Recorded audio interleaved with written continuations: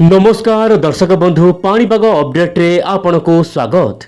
राज्य को आसुची वर्षा जहाँ को लेकिन वर्तमान समय मॉडल माने भिन्न भिन्न आकलन कले। एपटे बंगोपसागर सृष्टि होता लघुचाप सामान्य भाव में घनीभूत हम एवं देशर विभिन्न राज्य को दे पारे प्रबल वर्षा बोली जहाँ मॉडल आकलन कला। तेज आसतु आज अपडेट आलोचना करवा। चैनल नुआ थे चैनल को सब्सक्राइब करूँ और कमेंट बॉक्स में लिखूँ जय जगन्नाथ। आसतु आलोचना करवा आज पाणीपाग अपडेट। दर्शक बंधु बर्तमान सैटेलाइट इमेज आप देखिपे पश्चिम झड़ प्रभाव में राज्यर देशर किसी अंचल हाल्का बादल देखा मिलूँ। धीरे धीरे आम खरा दिन को जाऊे और बर्तमान समय काल बैशाख स्थिति देखा मिल पारे आगामी दिन मानक। एपटे आंचलिक पाणीपाग केन्द्र सूचना देती दिन तापमात्रा रातिर तापमात्रा सामान्य बढ़ी पारे प्राय 2 ରୁ 4 डिग्री बोली जहाँ बर्तमान समय स्पष्ट सूचना देती आंचलिक पाणीपाग विभाग। आप देखिपे 4-5 दिन पर्यंत प्राय 2 ରୁ 4 डिग्री तापमात्रा बढ़ जहाँपाई कि रातिर जो सामान्य ठंडा अनुभूत होता ताहा विदा नहीं पारे। बरम दर्शक बंधु एवं आपण रातिर फैन लगे पारती कहीं धीरे धीरे शीत को आम विदा दौचे।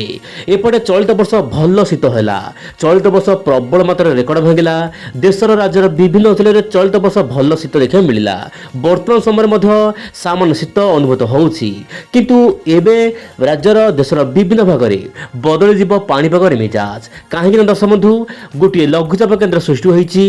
गत 3-4 दिन पूर्व सृष्टि होता घूर्णिबलय श्रीलंका ता सहित दक्षिण केन्द्रीय बंगोपसागर सृष्टि होता घूर्णिबलय एवं लघुचाप रूप नहीं यार प्रभाव में आगामी 24 घंटा मध्य आहरी घनीभूत हो ओएल मार्क लो प्रेशर अथवा सुदृश लघुचाप केन्द्र सृष्टि हो पारे श्रीलंका उपकूल में। यार प्रभाव में श्रीलंका मध्यम प्रबल वर्षा स्थान विशेष में अति भारी वर्षा हो पारे किंतु पड़ोशी राज्य जो रोचे केरल गोवा तमिलनाडु यही सब राज्यगुड़िक मध्यम धरण वर्षा देखा मिल पारे। एपटे ओडिशा रे पश्चिम झड़ को लेकिन आसिला बड़ खबर 24 रु लेकिन 25-26 मध्य राज्य वर्षा हेब जहाँ मोटामोटी सूचना मिलूँ वायु चलन माध्यम 23, 24, 25 यही 3 दिन राज्य केतक अंचल अति हाल्का वर्षा केतक अंचल मध्यम धरण वर्षा देखा मिल पारे। आपड़ देखो मानचित्र माध्यम देखा चाहिए कटक भुवनेश्वर ता सहित जो रोचे आप देखिए केन्द्रापड़ा निकिरेई ता सहित पटामुंडाई एपटे आप जो रोचे राजनगर ता सहित महाकालपड़ा पाटकुरा ता सहित जम्बू एपटे राजनगर यही सब स्थान मानक केन्द्रापड़ा जिले में हाल्का वर्षा देखा मिल पारे। ता सहित भद्रक ता सहित बालेश्वर आखपाख अंचल वर्षा देखा मिल पारे। एपटे दर्शक बंधु जगतसिंहपुर जिलार जमीक कुजंग पारादीप ता सहित एरोसमा यही सब स्थान मानक हाल्का मध्यम वर्षा हो पारे किंतु यही वर्षा केवल गोटे दिन हम बोली जहाँ सूचना मिलूँ वायु चलन माध्यम। एपटे खोर्धार रोचे भुवनेश्वर ता सहित आपंकर जो रोचे पुरीर पिपिली एपटे रोचे खोर्धा टांगी ता सहित बोलगड़ यही सब स्थान मानक हाल्का वर्षा रही पारे। एपटे गजपति जिलार केतक अंचल मध्यम धरण वर्षा हेब।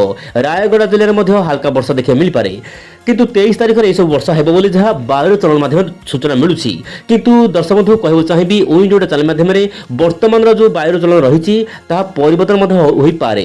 केते परिवर्तन हम से आपको प्रतिदिन भिडियो देखा पड़ो पाणीपाग अपडेट विषय में जानवा पड़ो। तेज दर्शक बंधु चिंता कर कौन आवश्यक ना विंड चैनल जेहेतु अच्छी आप सहित समस्त पाणीपाग खबर देवाक चेष्टा कर।